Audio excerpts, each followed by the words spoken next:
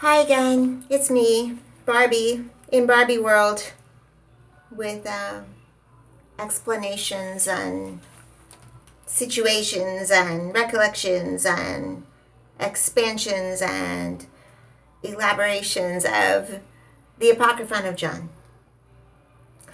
Many lifetimes have come into existence since the creation of this story, and there were others before who told this story in so many different ways before it got edited and polished and retold and placed in a book. I think that it's valuable for us to recognize this so that we don't become vulnerable to the interpretations as well as the perceptions of others. The whole creation was made blind, meaning those of us who live in the absent-mindedness of materiality. And with each generation comes obstacles that prevents us, or at least make it more difficult for us to get to the truth. For instance, wealth can make one blind. Poverty can make one blind. The neglect and abuse that continues in families can make us blind.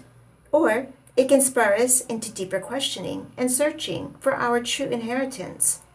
The inheritance that comes from knowing our spiritual lineage, as I see it. It really has become so challenging that it's almost impossible to see the greater good. This book that I read from comes from a host of collections that steer one to expand and become more enlightened, being filled with light of awareness, thereby repenting or removing the sins or mistakes that keep one blind or settled in the dramas of dysfunction. Some religions are so caught up in being the right way or the only way to get to God.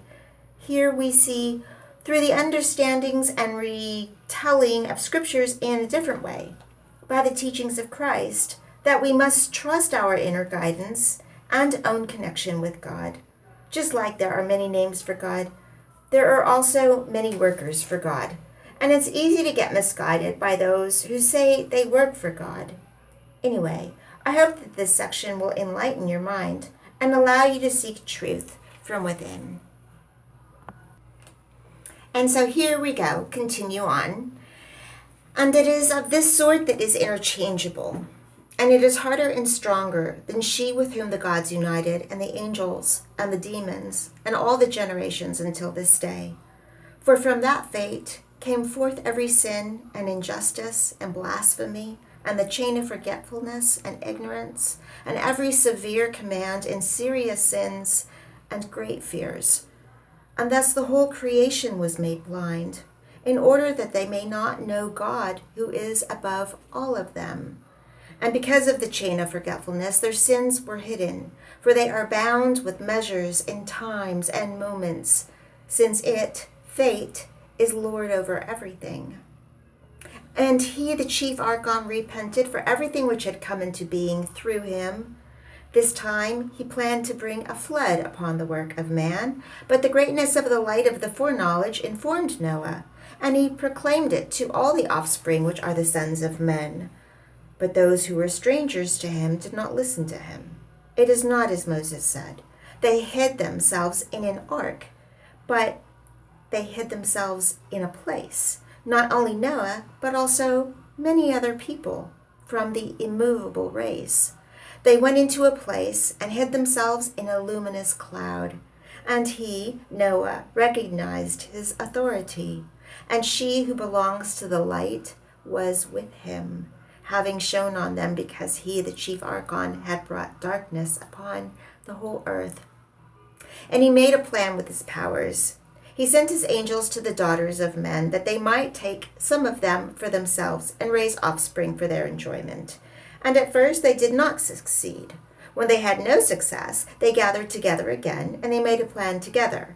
They created a counterfeit spirit who resembles the spirit who had descended, so as to pollute the souls through it. And the angels changed themselves into the likeness of their daughters of men mates, filling them with the spirit of darkness, which they had mixed for them, and with evil.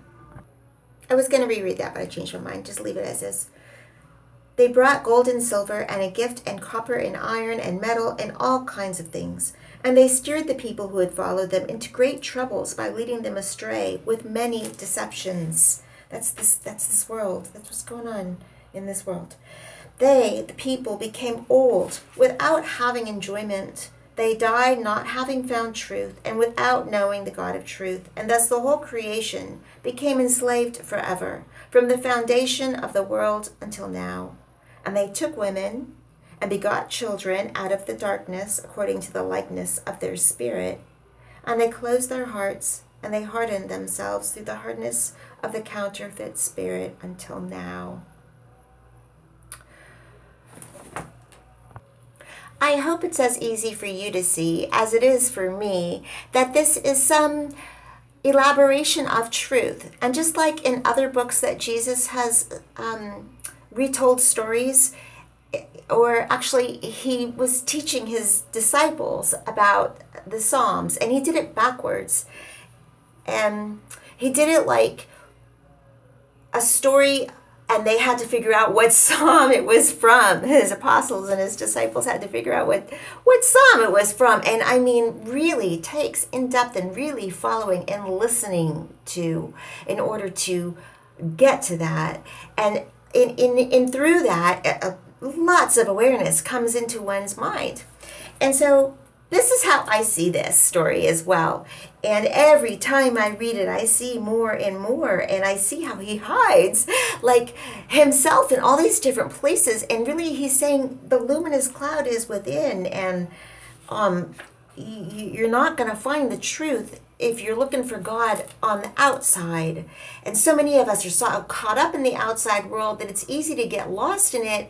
And we need to seek balance. And we need to find the truth, which is inside, not to negate the outside world, only to be more conscious when dealing with the outside world.